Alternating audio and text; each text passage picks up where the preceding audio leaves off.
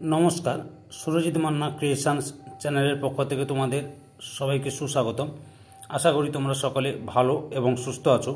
আমি তোমাদের জন্য এই ভিডিওটিতে তুলে ধরছি 2025 সালের ক্লাস 8 তথা অষ্টম শ্রেণীর ছাত্রছাত্রীদের ফার্স্ট ইউনিট টেস্ট তথা প্রথম পর্যায়ক্রমিক মূল্যায়নের জন্য রায় ও মার্টিন সম্পাদিত প্রশ্নবিচিত্রা থেকে পরিবেশ ও বিজ্ঞান বিষয়ের এক সেট প্রশ্নপত্রের সম্পূর্ণ সমাধান করছি। তোমরা আমার এই চ্যানেলের মাধ্যমে রায় ও মার্টিন প্রশ্নবিচিত্রা ফার্স্ট ইউনিট টেস্টের বাংলা, ভূগোল, ইতিহাস এই তিনটি বিষয়ের যতগুলো প্রশ্নপত্রের সেট ছিল সেই সেটগুলোর সমাধান করে দিচ্ছি এবং পরিবেশ ও বিজ্ঞানের প্রশ্নপত্রের সেটগুলো আলোচনা চলছে। ওই ভিডিওগুলো দেখতে চাইলে আমার চ্যানেলের প্লে লিস্টে গিয়ে দেখে নাও, এবং যদি না হলে এই ভিডিও ডেসক্রিপশনে তার লিঙ্ক দেওয়া থাকবে, ওখানে ক্লিক করে দেখে নিতে পারো। তোমাদের কাছে অনুরোধ, তোমরা ভিডিওটি না টেনে পুরোটা দেখো। ভিডিওটি কেমন লাগলো কমেন্ট করে জানাও, ভিডিওটিতে লাইক দাও এবং শেয়ার করো, এবং চ্যানেলে নতুন হলে চ্যানেলটিকে সাবস্ক্রাইব করে চ্যানেলের সঙ্গে যুক্ত হয়ে যাও। 7 নম্বর model set Belda Gangadhar academy এবং শান্তময়ী গার্লস হাই স্কুল, এই দুটি স্কুলের প্রশ্নপত্রের সেটটি আলোচনা করছি। তোমরা পুরো ভিডিওটি লক্ষ্য করো। প্রথম ফিজিক্যাল সায়েন্সের পার্টটি আলোচনা করছি। একের দাগে সঠিক উত্তরটি নির্বাচন করে টিক চিহ্ন দাও। প্রথমে যে স্প্রিং তুলার সাহায্যে পরিমাপ করা হয়, অপশান এতে বল। 2 নম্বরে পৃথিবীর অভিকর্ষজ ত্বরণের মান হলো, অপশান বিতে 9.8 মিটার পার সেকেন্ড স্কোয়ার। 3 নম্বরে মার্কিউরাস ক্লোরাইডের সংকেত হলো,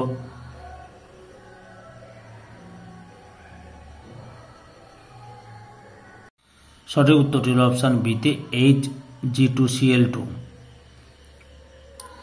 2 দাগে যে কোনো 5টি প্রশ্নের উত্তর দাও। 1 নম্বরে উল দিয়ে কাঁচকে ঘর্ষণ করলে কাঁচে কি ধরনের আধান আহিত হয়? কাঁচে হচ্ছে ধনাত্মক আধান ধারিত হয়, আর উলে হচ্ছে ঋণাত্মক। বুঝতে পেরেছ? এরপরে 2 নম্বরে পরমাণু ভর সংখ্যা বলতে কি বোঝায়? এই যে পরমাণু ভর সংখ্যা লেখা আছে, কোনো মৌলের নিউক্লিয়াসের উপস্থিত প্রোটন ও নিউট্রন সংখ্যার সমষ্টিকে ওই মৌলের ভর সংখ্যা বলে। বুঝতে পেরেছ? যেমন উদাহরণ দেওয়া আছে, সুন্দর করে লেখা আছে। 3 নম্বরে NO2 কি বর্ণের গ্যাস? লালচে বাদামি। 4 নম্বরে স্টেনলেস স্টিলের উপাদানগুলি কি কি? লোহা, নিকেল, কার্বন, ক্রোমিয়াম। তারপরে কি রয়েছে? 5 নম্বরে 1eSu এর সংখ্যা দাও। যদি একই পরিমাণ আধানযুক্ত দুটি বিন্দু আকৃতির বস্তুকে শূন্য স্থানে পরস্পর থেকে 1 সেমি দূরত্বে রাখা হয়, তবে বস্তু দুটির মধ্যে বিকর্ষণ বল ক্রিয়া করবে। যদি এই বিকর্ষণ বলের মান 1 ডাইন হয়, তাহলে বস্তু দুটির আধানের পরিমাণ 1eSu বা স্ট্যাট কুলম্ব হয়। 6 নম্বরে একটি ধাতুর নাম হচ্ছে পারদ। চিহ্ন লেখো যার যৌগ মানবদেহের বিষক্রিয়া সৃষ্টি করে, যেমন Hg। পারদ থেকে মিনামাটা রোগের সৃষ্টি মানবদেহে।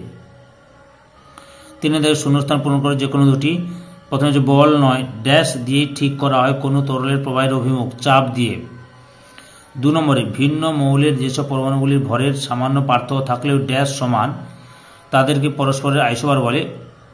ভর সংখ্যা সমান হলে তাদের পরস্পরের আইসোবার বলে। তারপরে কি রয়েছে? 3 নম্বরে 1 কেজি ভরের বস্তুকে পৃথিবীর ড্যাশ বলে আকর্ষণ করে? 3.9.8 বলে। বুঝতে পেরেছ? এবার 4 দাগে সংকেত লেখো নিশাদল। নিশাদলের সংকেত হচ্ছে NH4Cl। খাবার সোডা NaHCO3। এরপরে 5 দাগে লক্ষ্য করো কি রয়েছে? 5 দাগে প্রথমে রয়েছে ধাতু এবং অধাতু 3টি পার্থক্য লেখো। লক্ষ্য করো ধাতু এবং অধাতুর পার্থক্য। বুঝতে পেরেছ?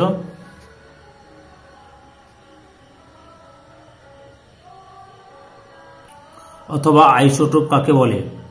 এই যে আইসোটোপের সংখ্যা, একই মৌলের বিভিন্ন পরমাণু যাদের পারমাণবিক সংখ্যা 1 কিন্তু নিউক্লিয়াসের বিভিন্ন সংখ্যক নিউট্রন থাকার জন্য ভর সংখ্যা আলাদা হয়, তাদের পরস্পরের আইসোটোপ বা আইসমস্থানিক বলে। এতদূর পর্যন্ত লিখবে এবং উদাহরণটা দেওয়া আছে, লক্ষ্য করে নাও। 2 নম্বরে প্লবতা কাকে বলে?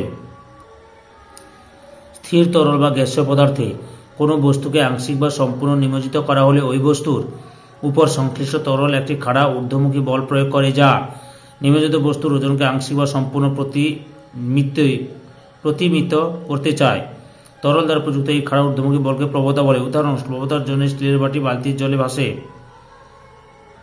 3 নম্বর স্থির তড়িৎ বল এবং নিউক্লিয় বলের দুটি পার্থক্য লেখো। লক্ষ্য করো স্থির তড়িৎ বল এবং নিউক্লিয় বল। স্থির তড়িৎ বলের প্রভাবে আকর্ষণ বা বিকর্ষণ দুই হতে পারে, কিন্তু নিউক্লিয় বল অত্যন্ত শক্তিশালী আকর্ষণ বল।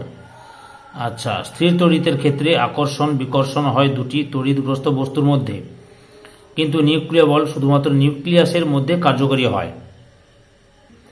অথবা সার্বজনীন মহাকর্ষ ধ্রুবক জি এবং অভিকর্ষমান ত্বরণ জি এর মধ্যে একটি সম্পর্ক নির্ণয় করো। পৃথিবীর ভর এম, পৃথিবীর ব্যাসার্ধ আর, জি সমান GM/r²।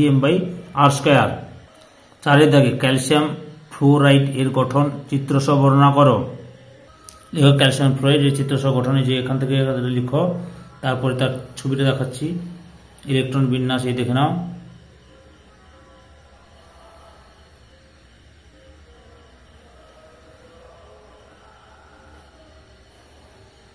যে ক্যালসিয়াম ফ্লুরাইডের গঠন বুঝতে পেরেছ। অথবা জলের সঙ্গে Ca এর বিক্রিয়ায় Na এর মতো তীব্র হয় না কেন? ক্যালসিয়ামের বিক্রিয়া সোডিয়ামের মতো তীব্র হয় না কেন? জলের সঙ্গে ক্যালসিয়ামের বিক্রিয়ায় সোডিয়ামের মতো তীব্র হয় না, কারণ ক্যালসিয়ামের সঙ্গে জলের বিক্রিয়ায় উৎপন্ন ক্যালসিয়াম হাইড্রোক্সাইড জলে স্বল্পদ্রাব্য হয়, ক্যালসিয়াম ধাতুর উপর আস্তরণ ফেলে, ফলে কিছুক্ষণ পর বিক্রিয়াটি বন্ধ হয়ে যায়। Ca+2H2O থেকে CaOH2+H2O উৎপন্ন হচ্ছে, বুঝতে পারছো? এবার লাইফ সায়েন্সের পার্টি লক্ষ্য করো। একে দাগে এক কথায় উত্তর দাও, যে কোনো তিনটি। প্রথমে হচ্ছে RNA পুরো কথার নাম কি? Ribo nucleic acid.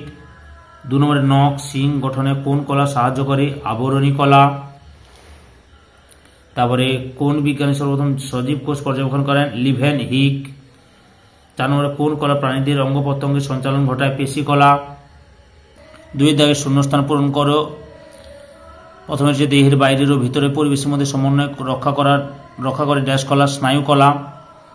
2 নম্বরে ড্যাশ থেকে গোলগী বস্তুর সৃষ্টি হয়? এন্ডোপ্লাজমীয় জালিকা থেকে গোলগী বস্তুর সৃষ্টি হয়।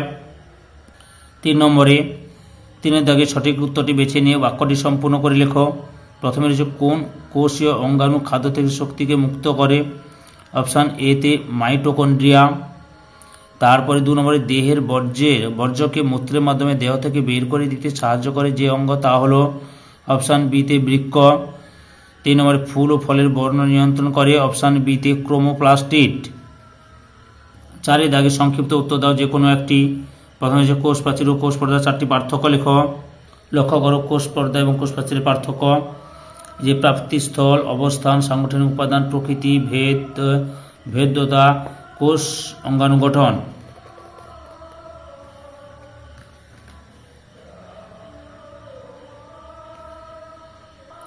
2 নম্বরে ভাজক কলার 4টি কাজ লেখো।